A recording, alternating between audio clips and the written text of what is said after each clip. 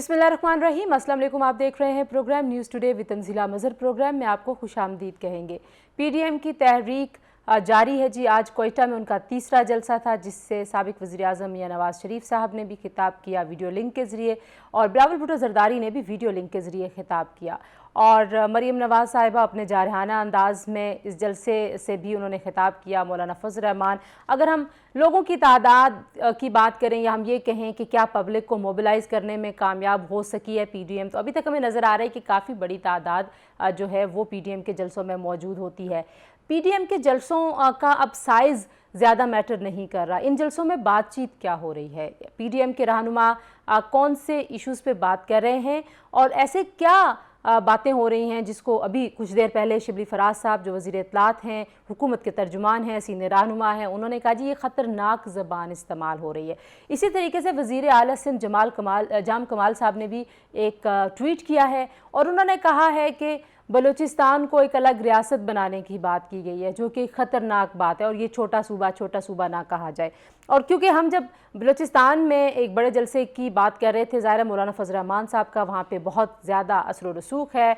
बलूचिस्तान की बहुत सारी जमातें भी पीडीएम का हिस्सा है, उनका भी काफ़ी वहाँ पर वोट बैंक है, आवाम उनको भी फॉलो करते हैं वहाँ पर। तो हमें नज़र ये आ रहा था कि जो मेन स्ट्रीम की जमातें हैं, पाकिस्तान पीपल्स पार्टी और पाकिस्तान मुस्लिम लीग नवाज़, वो वहाँ पर जाकर बलूचिस्तान की महरूमियों के हवाले से बात करेंगे और बलूचिस्तान में जो मसाइल हैं उनके हवाले से बात करेंगे। और बलूचिस्तान की महरूमी एक ऐसा लफ्ज़ है कि जो नया नहीं है। माजी में जब पीपल्स पार्टी की हुकूमत थी, जब सदर मुशर्रफ यहाँ पर हुकूमत कर रहे थे, जब नवाज़ शरीफ की हुकूमत थी, हमेशा बलूचिस्तान के हवाले से यही बात होती थी। अब दूसरी तरफ हम ये भी देखते हैं कि लंदन में जहाँ पे मियां नवाज़ शरीफ साहब इलाज की गर्ज से मौजूद हैं, वहाँ पर भी हमारे जो घर की सियासत है वो एक बाहर के मुल्क में भी वहाँ की सड़क पर भी शुरू हो गई है। पीटीआई के जो कारकुन हैं वो हसन नवाज़ के घर के बाहर जमा हैं, पाकिस्तान मुस्लिम लीग नवाज़ के कारकुन भी वहाँ पर मौजूद हैं। पीटीआई वाले कह रहे हैं इलाज करवाने आए थे और इन्होंने आके यहाँ पे सियासत शुरू कर दी है।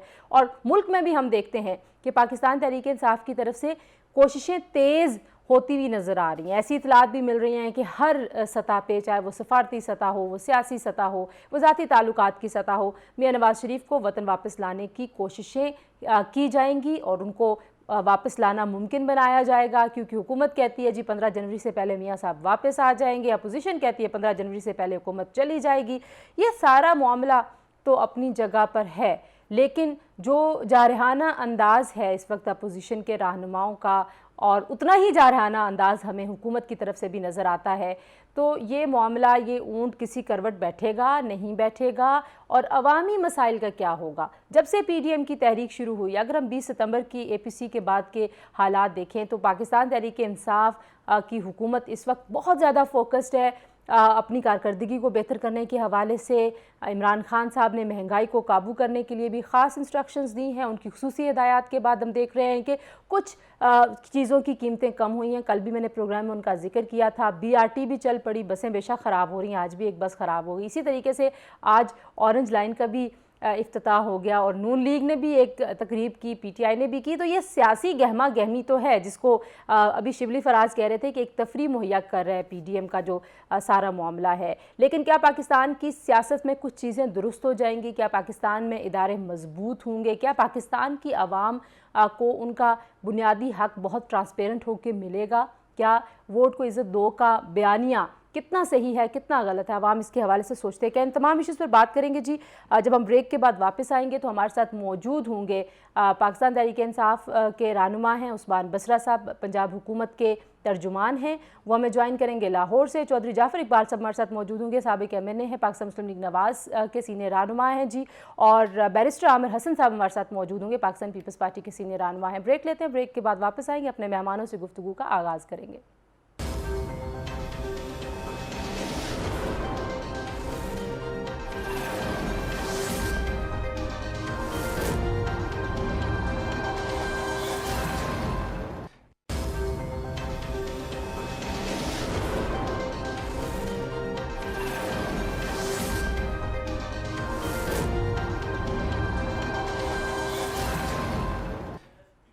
जी, प्रोग्राम में एक बार फिर आपको खुशामदीद कहते हैं।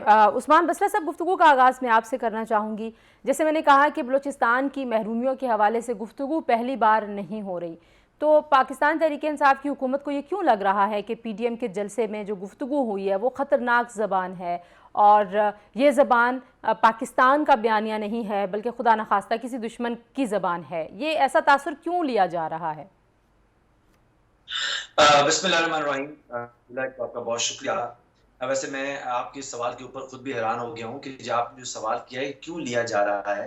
भाई इसमें तो कोई दूसरी राय नहीं रह गई कि आप जो पाकिस्तान की फौज, पाकिस्तान की अस्करी इदारों के खिलाफ एक बयानिया जो शुरू किया था यहाँ गुजरांवाला से और फिर वो कराची लेके गए, आज जब बलूचिस्तान के अंदर आप आए हैं तो आपने आके एक आजाद रियासत बनाने की उसको बात की है। अब इसमें कोई शक रह गया है कि ये बयानिया पाकिस्तान के मुखालिफ कुत्तों का बयानिया है? अब इसमें कोई शक रह गया है कि पीडीएम का प्लेटफॉर्म बनाया ही इसलिए गया है, नंबर 1 अपनी चोरी बचाने और एनआरओ लेने के लिए पाकिस्तान की फौज और उसके इदारों को बदनाम किया जाए, उनको प्रेशराइज किया जाए, हत्ता कि पाकिस्तान की जो दाखिली सलामती है उसके ऊपर भी आप हमला कर दें। आज की तकरीर और फिर उसके बाद किसी किस्म की उसको निगेट ना करना, बल्कि उसके ऊपर सारे लाना मरियम का इस बात की गम्माज है कि पीडीएम के का माफिया ज़मीर और पीडीएम की असल तहरीक का मुहर्रक जो है वो पाकिस्तान के लोगों के सामने आ चुका है। इसका सिर्फ एक मुहर्रक है, अपनी चोरी बचाने के लिए पाकिस्तान की दाखिली सलामती तक को दांव पे लगाना। आज मुझे बताइए कि अगर खुदा न खास्ता खाकम बदन ये जो बात यहाँ पे की गई है कि बलूचिस्तान को आप आजाद रियासत बनाएं, ये कौन सी सियासी तहरीक का एक नुक्ता रहा है पाकिस्तान के अंदर? ये कौन से मुहिब्बे वतन नारे हैं? ये कौन सी मुहिब्बे वतन गुफ्तगू है? ये बयानिया किसका है कि बलूचिस्तान को अलग कर दिया जाए? पाकिस्तान की फौज के खिलाफ तज़हीक अमेज़ गुफ्तगू करना, पाकिस्तान के अस्करी इदारों को सियासत में मुलव्वस होने की बात करना बगैर किसी सबूत के, और फिर अल्टीमेटली ये कहलवाना स्टेज के ऊपर तय करके एक मुशावरत से कि बलूचिस्तान को आजाद रियासत बनाएं। इसके अलावा मुझे बताइए ये मुशावरत से कैसे आपने अखज़ कर लिया? ये मुशावरत कैसे अखज़ कर लिया आपने? अखज़ नहीं किया जी, हम सियासी वर्कर हैं तंजीला, हमें पता है कि स्टेज पे तकारीर होने से पहले इसका एक बयानिया तय किया जाता है। यहाँ पे जरा ठीक है, यहाँ जरा मौका दें मुझे जाफर साहब। आप लोग जो हैं वो एपीसी में अलामिया जाहिर है वो हम समझते हैं कि जो आप लोग कहते हैं कि ये पीडीएम का ऑब्जेक्टिव है, ये पीडीएम के गोल्स हैं। आज जाम कमाल साहब जो वज़ीर आला हैं बलूचिस्तान के, वो बड़े सख्त नाला हैं। उन्होंने अभी ट्वीट्स किए, उन्होंने कहा जी एक तो आप छोटा सूबा कहते हैं, फिर अवैस नूरानी ने वहाँ स्टेज पे खड़े होकर एक अलग रियासत की बात भी कर दी। ये आप कैसे इसको डिफेंड करेंगे? क्योंकि ज़ाहिरी बात है ये तो पाकिस्तान में नए सूबे, अलग सूबे, ये तो पाकिस्तान के सियासी नैरेटिव का हिस्सा है। अलग रियासतें बनाने का तो कोई, बसरा साहब ठीक कह रहे हैं, कोई हमें ऐसा कोई निशान नहीं मिलता। बिस्मिल्लाहिर्रहमानिर्रहीम, बहुत शुक्रिया। अवैस नूरानी साहब ट्विटर पर इस बात की वजाहत कर चुके हैं कि उन्होंने जो बात की वो किसी और अंदाज में दी जा रही है। उन्होंने कतन किसी पाकिस्तान के अंदर आज़ाद रियासत का कोई ना मुतालबा किया है, ना पीडीएम का ये मुतालबा है, ना हिस्सा है, ना कभी होगा। ठीक है। जितने लोग भी वहाँ बैठे हैं वो अक्रॉस द बोर्ड, खैबर से लेके कराची आप कहें या गिलगित से लेके गवादर कहें, वो तमाम लोगों को रिप्रेजेंट करते हैं, तमाम सूबों को रिप्रेजेंट करते हैं, और वो सारे हमेशा से वफाक के हामी और एक मजबूत वफाक चाहते हैं। अगली बात पे आ जाएं, मेरे भाई बसरा साहब कह रहे हैं कि वो सियासी कारकुन है। मुझे बड़ा मान है सियासी कारकुन होने पे बज़ाते ख़ुद, और सियासी कारकुन बड़ी मुक़द्दस और मोहतरम चीज़ है। लेकिन सियासी कारकुन अगर रहे तो अगर उससे बढ़ के हम कुछ बने और करें, अभी बात की जा रही है कि जी अपनी चोरी छुपाने के लिए हम ये सब कुछ कर रहे हैं।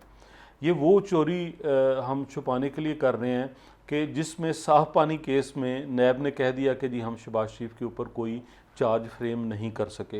ये वो चोरी छुपाने के लिए हम कर रहे हैं जिसके अंदर जो 12 प्लॉट्स का केस था कि वो शहबाज शरीफ साहब ने जो है वो गैर कानूनी तौर पे दिए और किए, उनके ऊपर भी कह दिया कि हम कोई केस नहीं बनाना चाहते। ये दोनों वो रेफरेंसेस हैं जिनमें कई महीने शहबाज साहब को जेल में रखा गया। एहसन इकबाल साहब की बात कर लें, आपने 6-7 माह उन्हें जेल में रखा, अभी तक नैब कोई रेफरेंस नहीं बना सका। हमजा साहब आपकी तहवील में है, कोई रेफरेंस नहीं बना सके आप।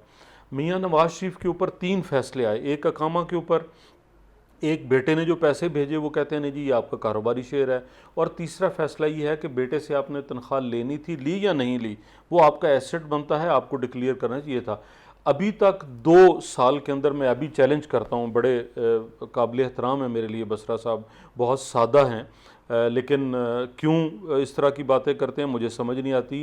कोई एक मेरा 5 साल का प्रोजेक्ट बता दें। अच्छा, कोई एक, मैं वापस आती हूँ बसरा तंजीला, साहब से, सिर्फ मैं एक बात जवाब भी कि लूंगी। 5 साल का कोई एक प्रोजेक्ट इन 2 सालों में जिसके ऊपर इन्होंने केस बनाया हो कि वो हमने कोई पावर प्लांट ठीक गलत है, लगाया, आमिर साहब, मेट्रो गलत लगाई, ठीक है, कोई एक काम बता दे। ठीक है। आमिर साहब, आपकी जमात ने आज, बिलावल साहब ने वजाहत की कि हम पीडीएम के साथ हैं, तहरीक का हिस्सा हैं, तहरीक को नहीं छोड़ेंगे।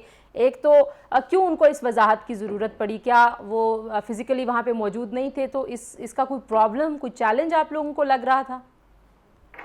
बहुत शुक्रिया जी। मेरे ख्याल से एक प्रोपेगेंडा किया जा रहा था कराची के कामयाब जलसे के बाद, जिसकी मेजबानी पाकिस्तान पीपल्स पार्टी ने की, और वो एक भरपूर जलसा था, कराची की तारीख के बेहतरीन जलसों में से एक था।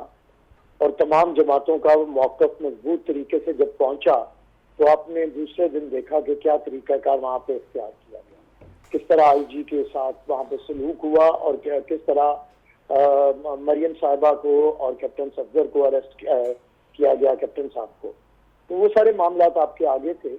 और जब इन्हें सारी ये साजिशें करने के बावजूद पीडीएम के अंदर कोई दराज नहीं आ सकी, तो फिर उन्होंने बड़ा भोदा किस्म का प्रोपेगेंडा शुरू कर दिया।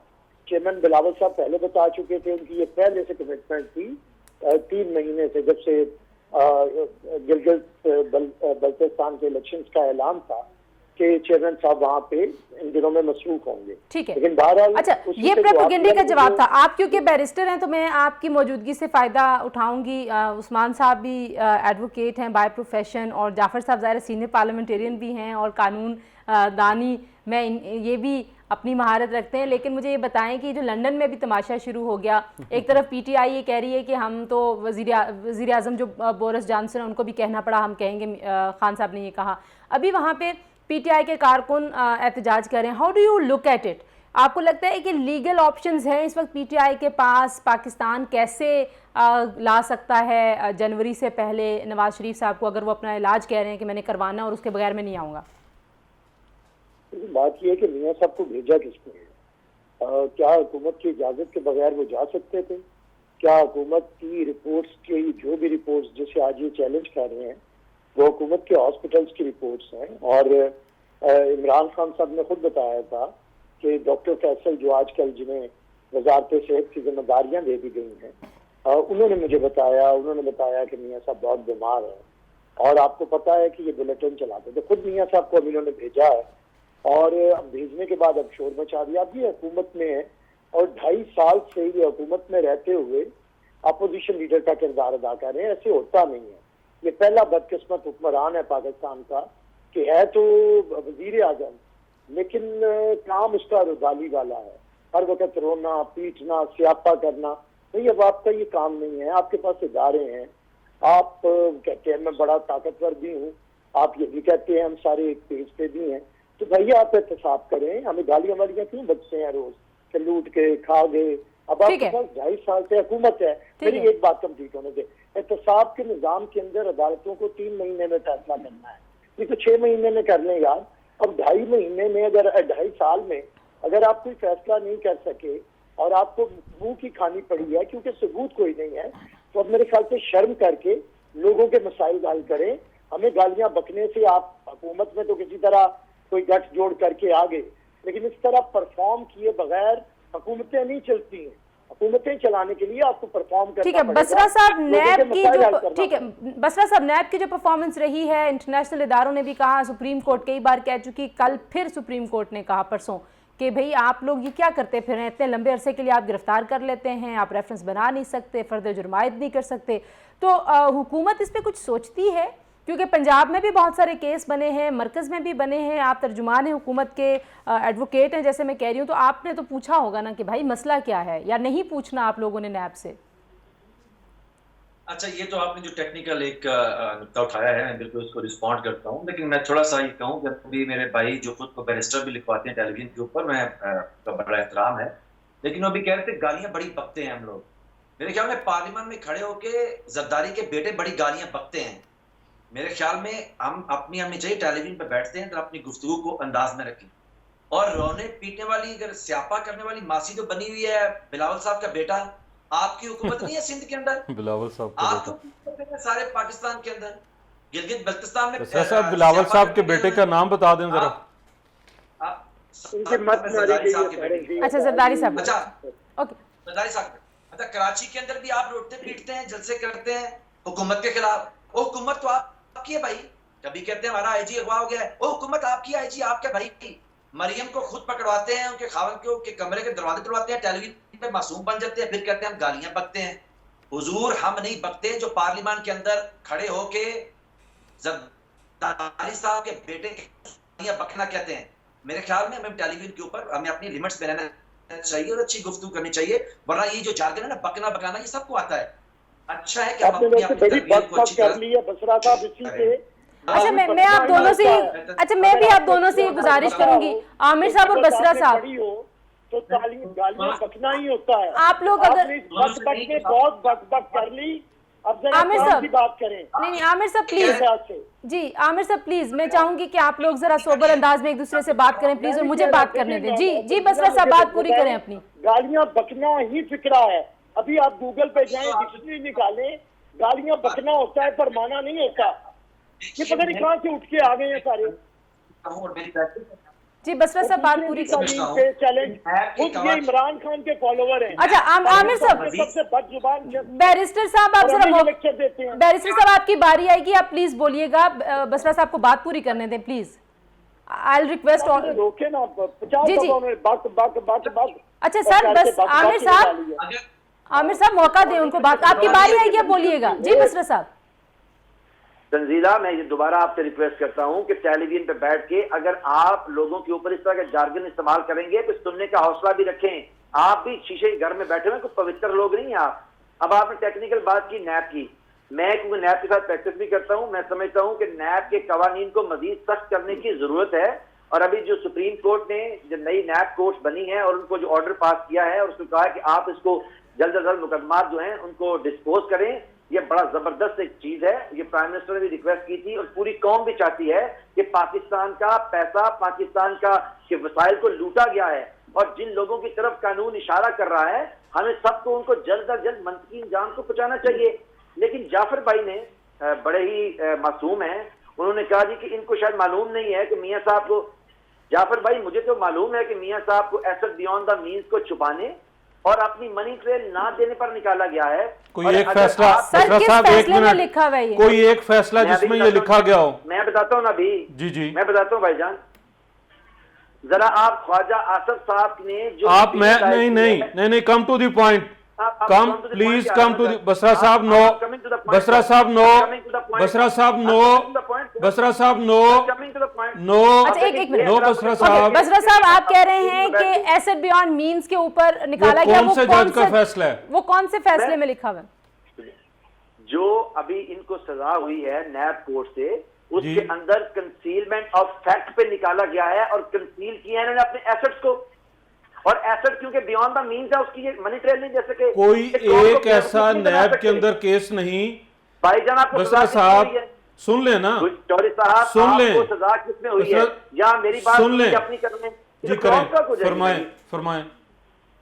बसरा बात पूरी ये बता दीजिए, हमारी बोली कौम की रहनुमाई फरमा दीजिए कि मियां साहब को जो सजा हुई है वो कंसीलमेंट ऑफ फैक्ट्स पे हुई है कि उन्होंने फैक्ट्स को कंसील किया है और जो कंसील फैक्ट्स हुए हैं वो अपने एसेट बियॉन्ड द मींस हैं, क्योंकि वो मैं गुजारिश कर लूं, मैं गुजारिश कर लूं, जाफर साहब बोले। जी जाफर साहब बोलिए। पहली सजा जो सुप्रीम कोर्ट ने दी वो अकामा की बुनियाद पे दी, वो जिसमें सिसिलियन माफिया कहा गया, वो अब आपको भी पता चल रहा है कि आपको पता नहीं होता और शाहदरा थाने में पर्चा हो जाता है, वो पर्चा कराने वाला सिसिलियन माफिया है, मियां नवाज शरीफ नहीं है।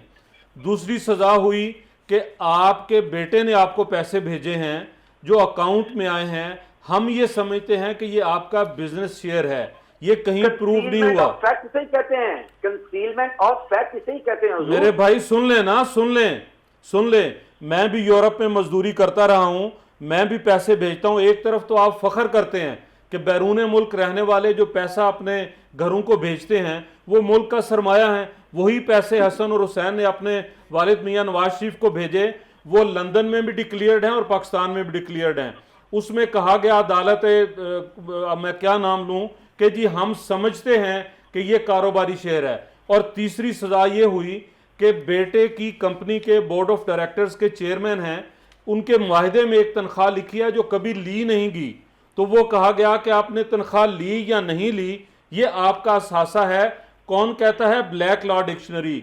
आज तक आपकी हुकूमत के 2 साल भी और नैब के पिछले केसेस भी कोई एक शख्स मियां नवाज शरीफ या शहबाज शरीफ पर कोई एक करप्शन की पाई साबित नहीं कर सका। बसरा साहब आपका पॉइंट भी आ गया, जाफर साहब आपकी वजाहत भी आ गई। आमिर साहब मैं आपके पास भी आना चाहती हूँ। जब से पीडीएम की तहरीक शुरू हुई, हुकूमत की तरफ से मुसलसल जो बयानिया है पीडीएम का, उसको एंटी स्टेट एक नैरेटिव कहा जा रहा है। अभी भी बसरा साहब ने कहा कि रियासती इदारों के ऊपर बहुत ज़्यादा बातचीत हो रही है और रियासती इदारों के ख़िलाफ़ बात हो रही है। अब हम जब ब्रेक से वापस आएंगे तो हम इस पर बात करेंगे कि क्या कुछ अफराद का नाम लेना पूरे इदारे की बात है। अगर एक शख्स पूरे इदारे को, पूरे शोबे से उसको मुराद लेनी चाहिए तो फिर तो एक सियासतदान को करप्ट कहने से मतलब ये होना चाहिए कि सारे सियासतदान करप्ट हैं। तो ये हम डिस्टिंग्विश कैसे करेंगे? क्या पॉलिटिकल पॉइंट स्कोरिंग में जो स्टेट ऑर्गन्स हैं उनको इस तरीके से दोनों जानिब से जो ड्रैग किया जा रहा है, ये सही बात है या नहीं? इस पर बात करेंगे ब्रेक के बाद। हमारे साथ रहिए।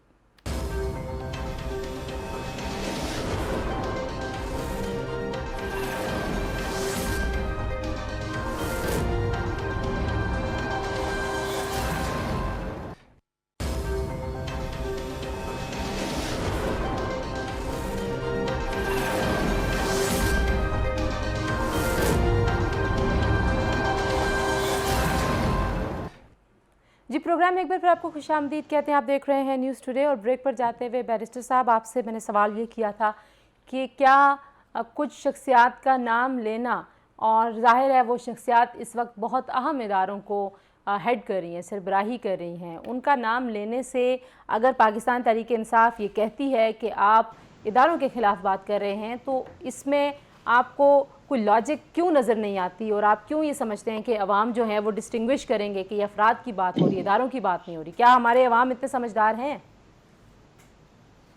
लेकिन पहले तो एक बात समझना बहुत ज़रूरी है कि हुकूमत एक मुख्तलिफ चीज़ है और रियासत एक मुख्तलिफ चीज़ है। और रियासत हम सबकी है, हुकूमत ज़ाहिर है पीटीआई की है। तो अगर कोई बयानिया, कोई नैरेटिव, कोई तनकीद हुकूमत के ऊपर हो तो अपने आप को हुकूमत रियासत ना समझे। और यही जुल्म होता है कि जब आप हुकूमत या हुकूमत वक्त अपने आप को रियासत समझने लगती है तो फिर वो बाकी सबको गद्दार समझने लगती है। और ये तजर्बात पाकिस्तान के अंदर बहुत दफ़ा हुए हैं जिसके बहुत से नुकसान हुए हैं। पीटीआई को जितने वोट मिले हैं उनसे बहुत ज़्यादा वोट अपोजिशन ने लिए हैं, इसके बावजूद के धांधली ज़दा इलेक्शन और मैनेज्ड इलेक्शन के बावजूद।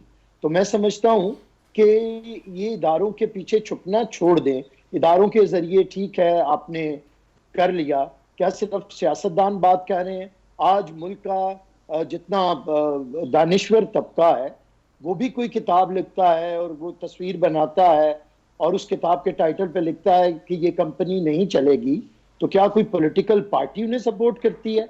रियासत के अंदर इजहार राय की आज़ादी है, वो लिखने वाला हो, बोलने वाला हो, सियासतदान हो, सहाफ़ी हो, वकील हो या आम आदमी हो। और ये चीज़ आपका उन्हें ये गारंटी पाकिस्तान का कॉन्स्टिट्यूशन करता है। इसलिए पहले तो ये हुकूमत अपने आप को रियासत समझना बंद करे।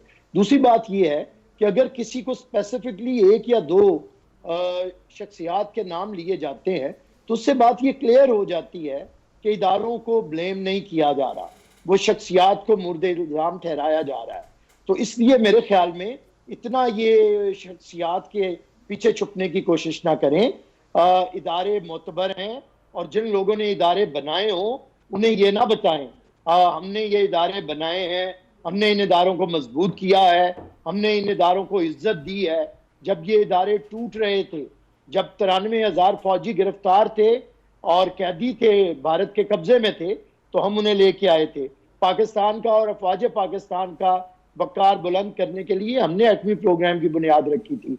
हम रद्दुल फसाद और ज़रबे अज़ब में उनके साथ खड़े थे जब इमरान खान साहब उन्हें मुर्दे इल्ज़ाम ठहराते थे, जब इमरान खान दहशतगर्दों के साथ खड़े थे और दहशतगर्दों के बयानिए के साथ खड़े थे। ठीक है, आपको पॉइंट आ गया। रियासती इदारों के साथ हम खड़े थे। ठीक है, तो इसलिए बसरा मैं साहब, समझता हूं, एक बात सिर्फ चंदीदा, जी जी जी प्लीज एक बात, जी जी। इनकी कल की तकरीरें इन्हें सुनाएं जो इमरान खान रियासती इदारों के बारे में करते रहे हैं, भारत में बैठ के जो जुबान इस्तेमाल करते रहे हैं।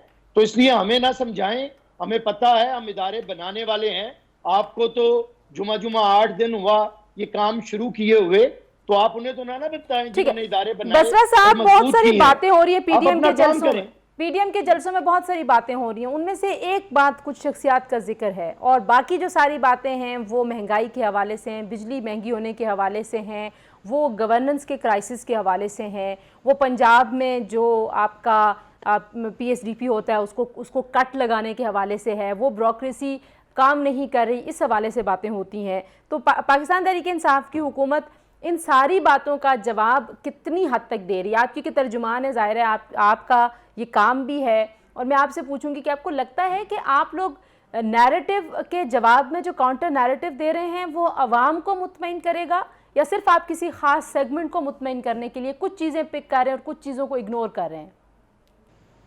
तंजीला, आपको मैं एक बात बताऊं, अब हम कोई 14वीं सदी में तो रह नहीं रहे।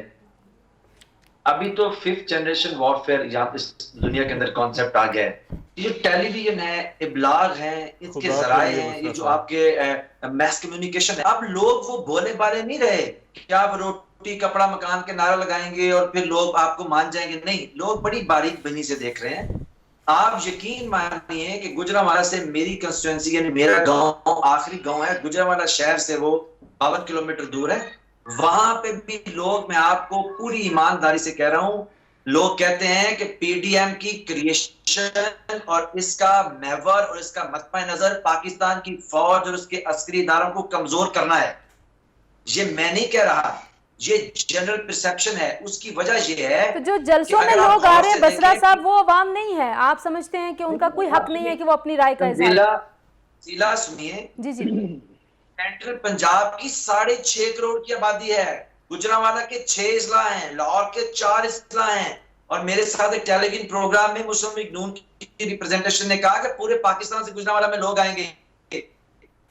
पूरी ईमानदारी से मुझसे झूठ ना बोलो। 11 जमातें थी, इतने लोग तो आप तमाशा इकट्ठा कर लें, सड़क के किनारे आ जाएंगे।